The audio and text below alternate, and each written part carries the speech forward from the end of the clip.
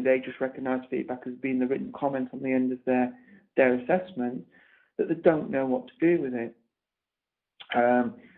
Many students find it quite difficult because a lot of the feedback is subject specific, and because many of our courses are modularised, that once they've completed that module, they can't see the value in that feedback for future assessment.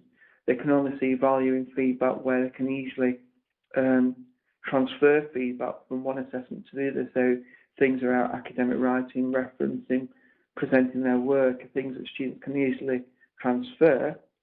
But saying that, one of the things we found here in the study is that even when students transfer feedback, because they can see the relevance between two assessments, that because grading work is so subjective, that they can easily perform quite poorly on something they've transferred, because another member of staff they're subject, that they've been quite subjective about it, and the students, even though students have tried to improve on their academic writing or presenting their work, that has performed quite poorly because of the way another member of staff perceives that particular piece of work to be presented. So I think there's something on two sides here. Yeah, that must be really hard for students if they get feedback from one staff member and then try to apply it to another assessment task, which is assessed by another staff member, and then that staff member actually doesn't either agree or value the way in which the students implemented the feedback. I wonder, when you talked about the reflection component earlier in the slides, is the reflection an accessible component for the students? Not really, because when we commissioned Blackboard to build the assignment handler, and we were talking around, the idea of the getting students to reflect on the feedback was one of those things that came out of some of the initial discussions, and saying, well, wouldn't it be great if it did this? And we kind of built it in, but we decided that we would build it in as an output process, and build it as something that the students will be responsible for doing. However, some of the staff who are really keen on this process are building it into the assessment. So what they're doing is getting students to demonstrate how they've used that reflection in future assessments. So, but I'm not sure how they actually assess that, or whether they put any marks against that.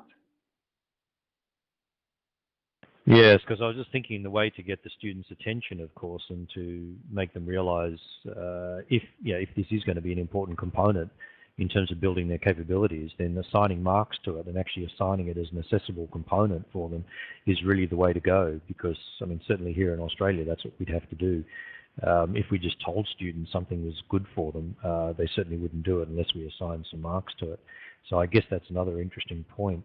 One of the other things I've seen some people do is the first part of any assignment that a student has to do is that they actually have to log what feedback they got from a previous assignment, and then what their reflection was of that, and then how they've actually incorporated that into the new assignment.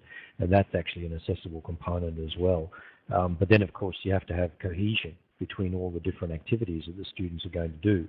So it works much better if you have a cohesive program where, in fact, the assessment tasks build on each other, and there's a purpose to that building. But unfortunately, I think for a lot of our programs that we have here in sort of the more general courses that we offer, is that in fact the accessible tasks are completely independent of each other, and one assessment task doesn't even know what's happened in another assessment task. And I think that's also probably a big issue as well about the use of feedback.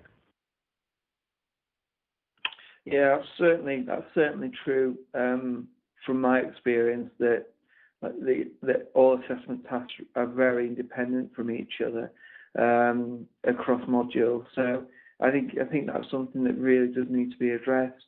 And I mean, on another side of that, something we tend to find is that If somebody becomes innovative in some way or another, then often the rest of the teaching team or colleagues teaching the same program tend to follow suit.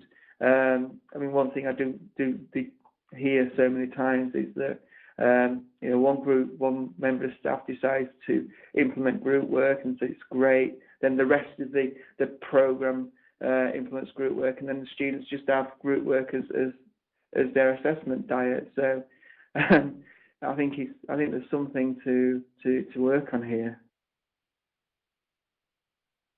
Yes, absolutely. I think we probably all need to do that. But certainly, I think you've given us a nice, first of all, nice list of resources here, but also some nice examples of how you can go about doing this. So yeah, that's going to be really useful for everyone. So I'm not sure if anyone else has any questions or any other comments that they want to make.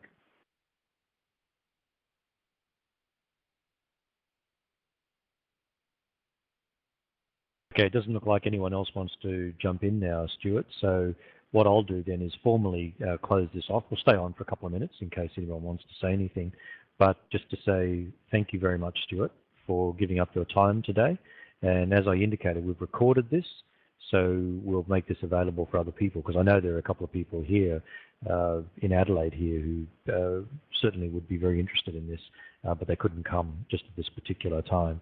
So it's a really nice set of resources, so thank you. And I'm certainly going to follow up on the assignment handler as well here and talk to a few of the online people about it. So thank you very much, Stuart. Thank you very much, Jeff. Just one thing I was asked to mention, that a feedback survey will be made available following this session. Thank you. Okay, thank you very much.